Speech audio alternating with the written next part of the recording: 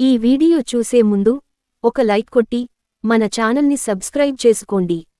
ఈ నెల జూన్ 21వ తేదీన శనివారం నాడు ఏకాదశి ఏర్పడింది.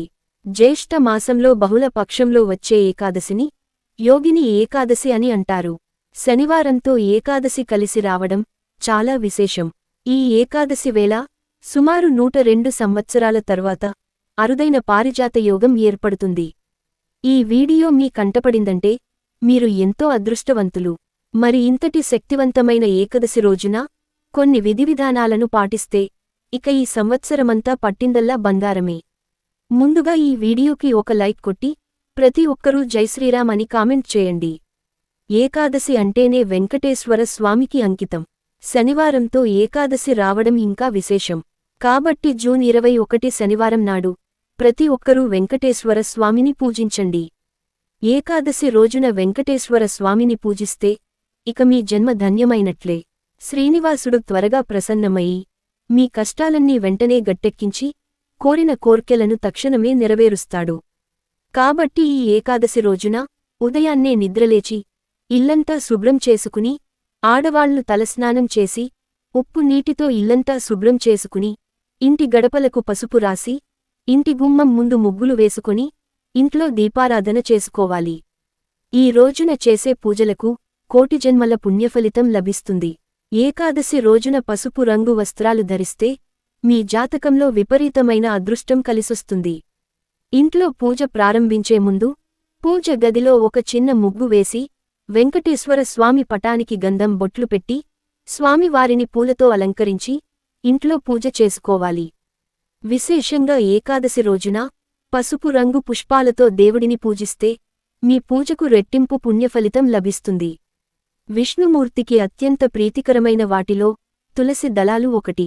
కాబట్టి ఈ శక్తివంతమైన ఏకాదశి నాడు వెంకటేశ్వర స్వామికి తులసిమాలను సమర్పిస్తే శ్రీనివాసుడు ఎంతో సంతోషించి కోరిన కోర్కెలను వెంటనే నెరవేరుస్తాడు. అలాగే పూజ గదిలో కూడా కొన్ని తులసి దళాలు పెట్టుకోండి. శనివారంతో కలిసి వచ్చిన ఏకాదశి నాడు పిండి దీపం వెలిగిస్తే చాలా మంచిది. అత్యంత శక్తివంతమైన దీపాలలో పిండి దీపం ఒకటి. వెంకటేశ్వర స్వామికి ఇష్టమైన దీపాలలో పిండి దీపం ఒకటి.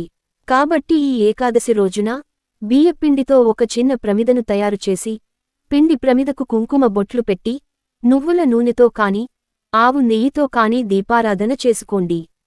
ఇక పూజలో నైవేద్యంగా ఒక చిన్న బెల్లం ముక్కను నివేదించండి. ఇంట్లో పూజ చేసేటప్పుడు ఒక శక్తివంతమైన మంత్రాన్ని చదవండి. ఆ మంత్రం ఏమిటంటే ఓం నమో భగవతే వాసుదేవాయ. ఈ మంత్రాన్ని 21 సార్లు చదవండి. విష్ణుమూర్తి అనుగ్రహం తక్షణమే లభిస్తుంది. చివరగా స్వామివారికి హారతి సమర్పించి 5 ప్రదక్షిణాలు చేసి స్వామివారికి నమస్కారం చేసుకోండి. విశేషంగా ఈ ఏకాదశి నాడు ఒక తమలపాకు పైన ఓం విష్ణవే నమః అని గంధంతో రాసి మీ పూజ గదిలో పెట్టుకోండి. తద్వారా మీ ఇంటి ఆదాయం విపరీతంగా పెరిగిపోతుంది.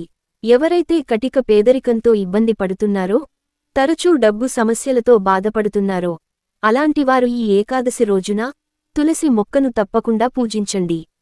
ఏకాదశి రోజున తులసి మొక్కను పూజిస్తే ఆర్థిక సమస్యలన్నీ వెంటనే తీరిపోయి లక్ష్మీ కటాక్షం సులభంగా లభిస్తుంది. రావి చెట్టులో త్రిమూర్తులు కొలువై ఉంటారు. అదేవిధంగా ప్రతి శనివారం నాడు రావి చెట్టు వద్దకు లక్ష్మీదేవి వస్తుందట. శనివారంతో కలిసొచ్చిన ఏకాదశి నాడు ముక్కోటి దేవతలందరూ రావిచెట్టులో నివాసముంటారు. కాబట్టి ఇంతటి శక్తివంతమైన ఏకాదశి నాడు రావి చెట్టు కింద ఒక దీపం వెలిగించి రావి చెట్టుకు ప్రదక్షిణాలు చేయండి. ముక్కోటి దేవతల ఆశీర్వాదంతో 7 తరాల ఐశ్వర్యం మీ కుటుంబానికి లభిస్తుంది.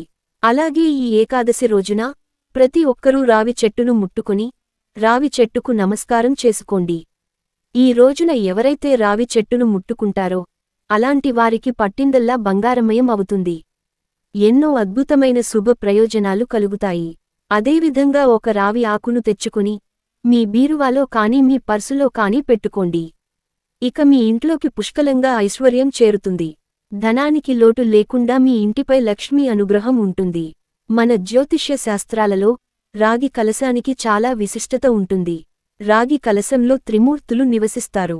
కాబట్టి ఈ ఏకాదశి రోజున ఒక రాగి చెంబులో నిండుగా నీళ్లు పోసి మీ ఇంటి ఈశాన్యంలో పెట్టుకోండి.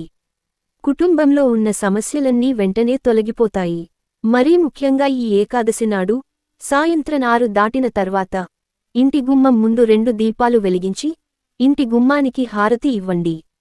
మీ ఇంట్లోకి వెంటనే లక్ష్మీదేవి అడుగు పెడుతుంది. ఇక మీ ఇంట్లో లక్ష్మీదేవి తాండవిస్తుంది. అదేవిధంగా ఈ ఏకాదశి రోజున మీ ఇంటి ప్రధాన తలుపులపైన పసుపుతో స్వస్తిక్ గుర్తును వేయండి.